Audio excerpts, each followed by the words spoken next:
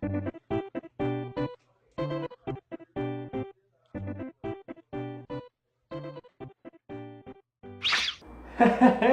YouTube, Glitch AB here with a lovely video that I feel like will reach out to a lot of people.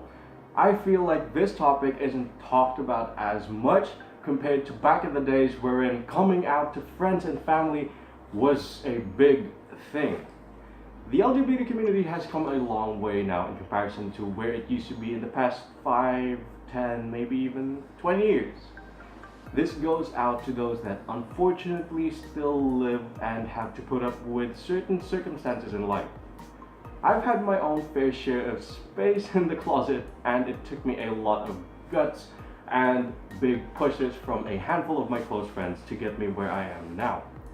It doesn't matter who you're coming out to, we know that it is hella difficult being in that tight, strangling little space. But take my word for it when I say that being free, being able to just block out negativities and accusations is so much more relieving and empowering.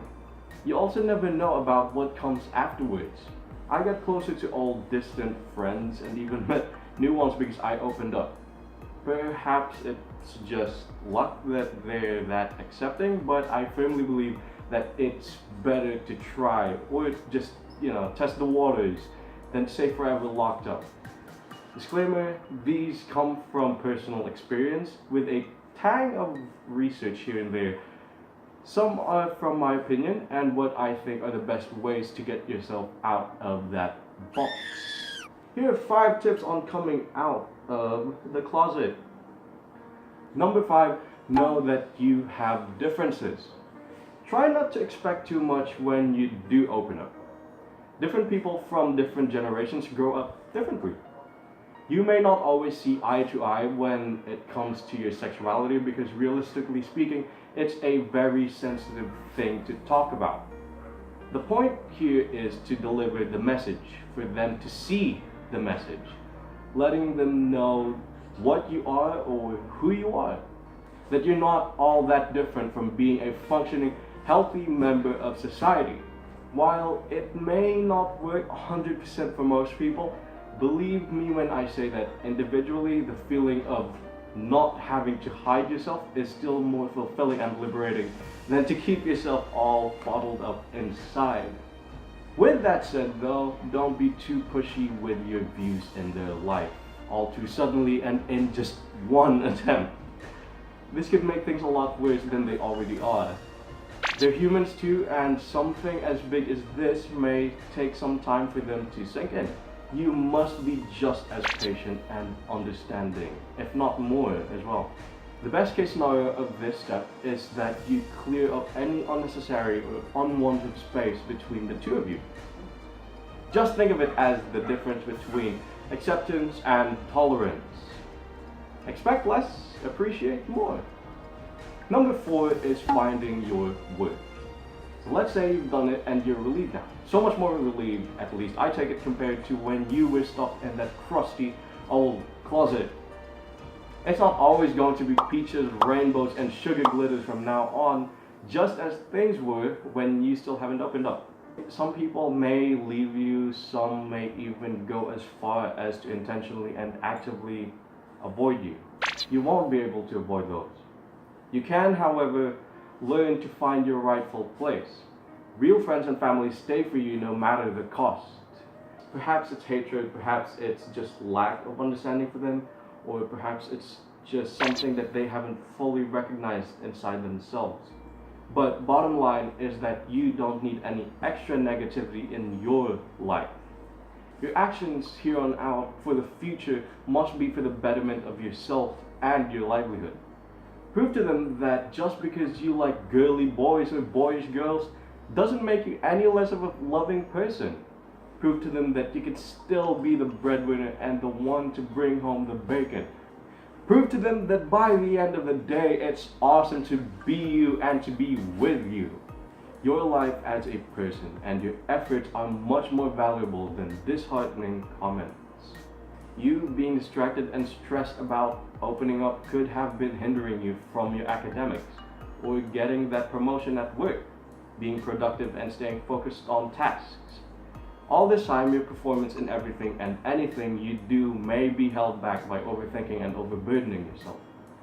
So don't forget that this may just be a small bump in your career and you have other more important stuff to focus on at hand. Number 3 is to take your time. Remember number 5? Yeah, nothing's gonna happen in a flick of a finger. When you open up to someone, take as much consideration as you can.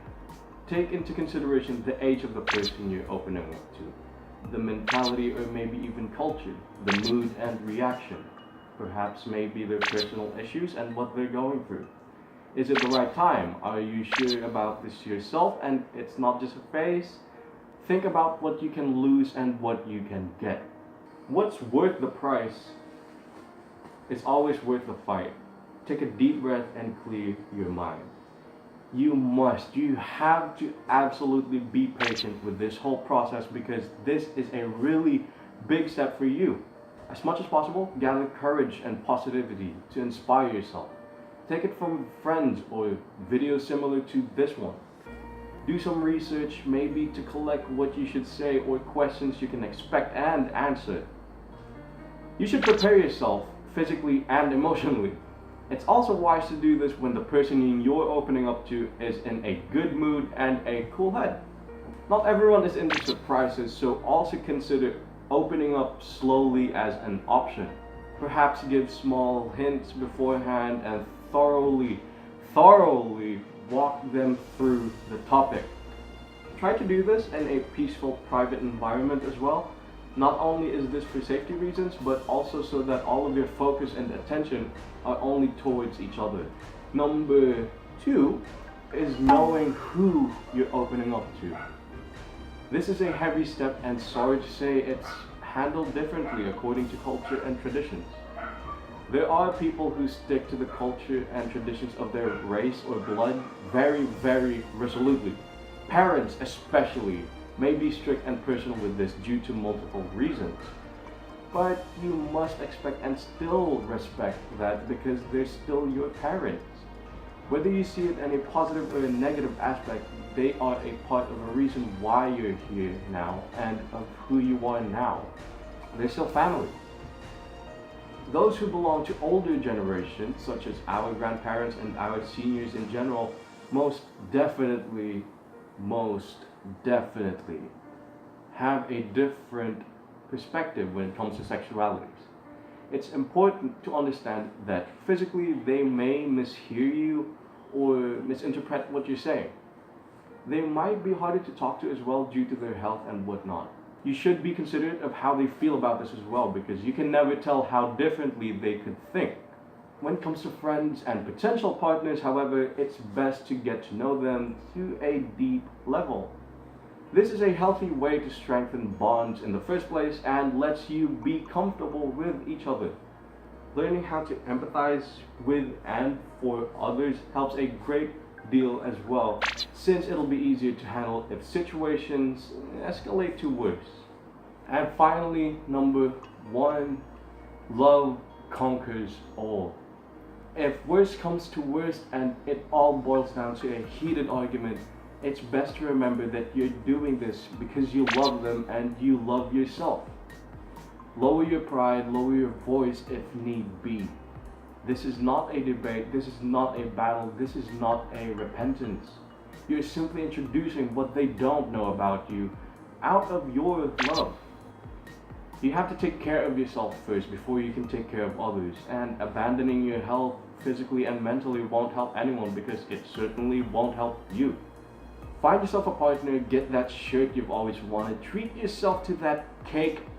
YOLO! You have to love yourself and you have to accept that if you really do love them, you'll be there through thick and thin, boundaries or no boundaries. They have their own choice to make after you open up, and there's just not much you can do about it. And I reckon that's just how life goes. You win some, you lose some, you know? Keep your head up, learn from your conversation, and move on afterwards. You won't be able to keep yourself from being all emotional, so it's alright to cry. alright to look for acceptance because that's what we yearn for. And just because it's done, it doesn't mean it all ends there. Give it some time, maybe they'll find it within themselves to actually love you back.